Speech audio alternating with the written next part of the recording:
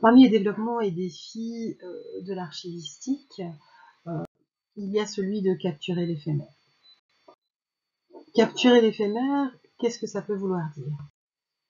On avait vu devant le cours que la structure classique, c'était que le fonds était lié au producteur, à un seul producteur, et que les documents produits dans le cadre d'une activité d'une entité étaient archivés, enfin en tout cas une partie limitée des documents qui étaient produits étaient archivés.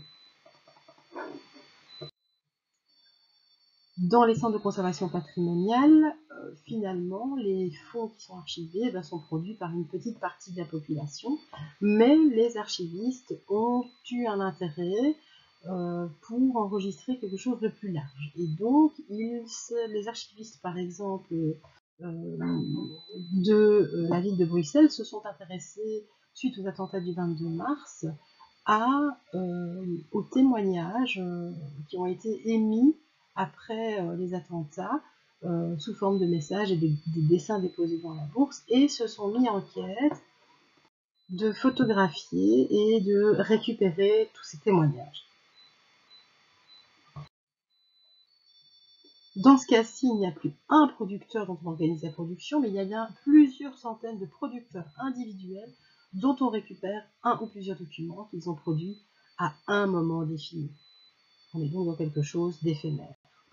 Alors un autre type d'exemple, un projet collaboratif qui était mené à l'université d'Harvard, leur idée c'était, après les attentats de Charlie Hebdo, c'était de récupérer tous les documents éphémères, les dessins, les textes, les images qui avaient été créés en réaction aux événements. Et ces documents, déposés finalement, après, vont constituer un matériau brut qui pourra être réutilisé par des chercheurs. Dans le même ordre d'idée, on a ici une idée d'archiver ce qu'ont tweeté un groupe de personnes à l'occasion d'un événement qui était relatif au début de la Première Guerre mondiale. Et l'idée était donc de tweeter pour savoir ce que pensait aujourd'hui la population de ce centenaire de la Première Guerre mondiale. Donc, dans l'exemple précédent, on collectait des dessins et des messages papier, et ici, finalement, on collecte un corpus de tweets. Alors, ça engendre d'autres questions, parce que Twitter, c'est un ensemble d'utilisateurs qui s'expriment et qui interagissent. Mais comment est-ce qu'on constitue un corpus qui est représentatif? Comment est-ce qu'on identifie toutes les informations qui sont relatives à un sujet bien défini? On va par exemple se baser sur le fameux hashtag, d'où l'importance du hashtag.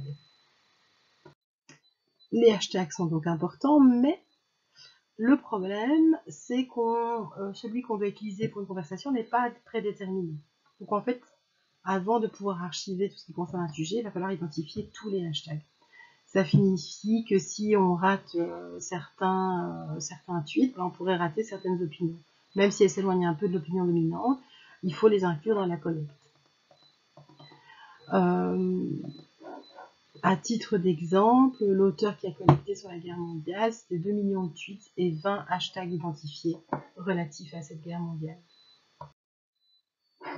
Alors, copier tous les flux de Twitter page après page, c'est pas possible. En plus, les flux sont parfois personnalisés. Donc, il faut parfois accéder aux flux directement. Et donc, on va utiliser des interfaces de programmation. Il y en a qui sont proposées directement par Twitter. C'est le cas des API, Application Programming Interface. Ces applications vont permettre, dans des limites définies par Twitter, de récupérer les tweets qui passent. Naturellement, la difficulté, c'est que Twitter, c'est une société commerciale. Donc, elle n'a pas du tout intérêt à rendre disponibles ces données gratuitement. Même si Twitter est gratuit pour les usagers, c'est quand même un modèle commercial qui consiste à vendre ces données, notamment pour des pubs, etc. Alors, on va se retrouver avec différentes interfaces et outils pour consulter des données. Maintenant, ces interfaces et outils parfois gratuits ne permettent pas d'avoir l'assurance de trouver tous les tweets. Donc, une possibilité, c'est de récupérer les tweets en temps réel. Il fut une époque où c'était possible et gratuit. Mais par contre, trouver ce qui est passé et ce qu'on n'a pas identifié, parce que tous les hashtags de collègues n'ont pas été identifiés au fur et à mesure, ça ne sera pas récupérable.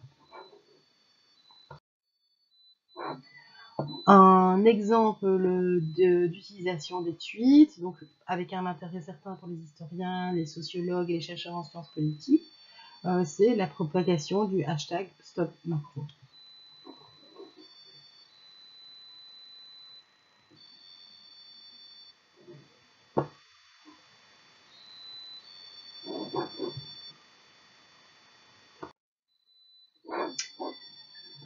La Library of Congress éprouve des difficultés pour valoriser les archives de Twitter. Donc en fait, de 2011 à 2015, c'est 65 millions de tweets. Et en 2016, la Library of Congress n'arrive toujours pas à valoriser le corpus.